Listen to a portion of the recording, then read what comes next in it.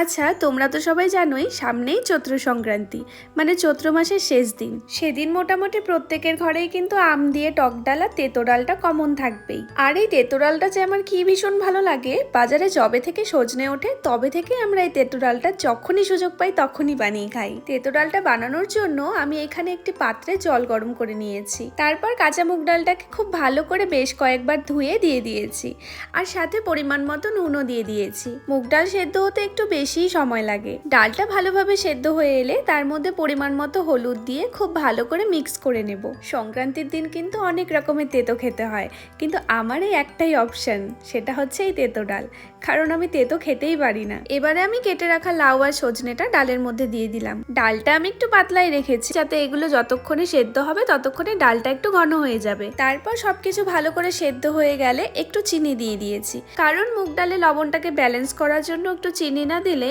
একদম খেতে ভালো লাগে না। আর এদিকে উচ্ছেগুলো কেটে নিয়েছি। এবারে খুব ভালো করে হলুদ নুন মাখিয়ে ভেজে নেব।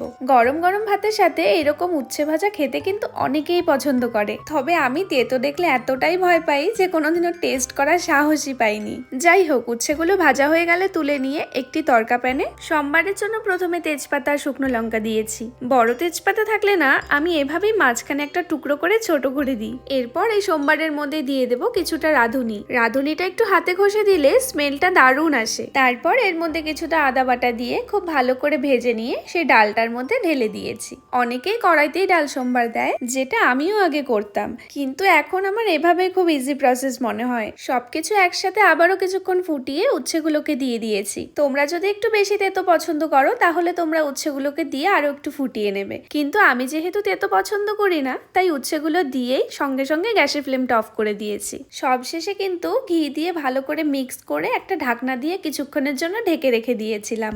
এরপর আর খিদে আটকে রাখতে পারছিলাম না, তাড়াতাড়ি করে খেতে বসে পড়েছি। এই তেঁতোর ডালের সাথে একটু লেবু মিক্স করে খেতে কি যে ভালো লাগে, আর সাথে যদি ওই আলু চিপসগুলো থাকে তাহলে তো জাস্ট জমে যায়। তাহলে আজকের ব্লগটা এখানেই শেষ করছি, দেখা হচ্ছে আবার নেক্সট ব্লগে।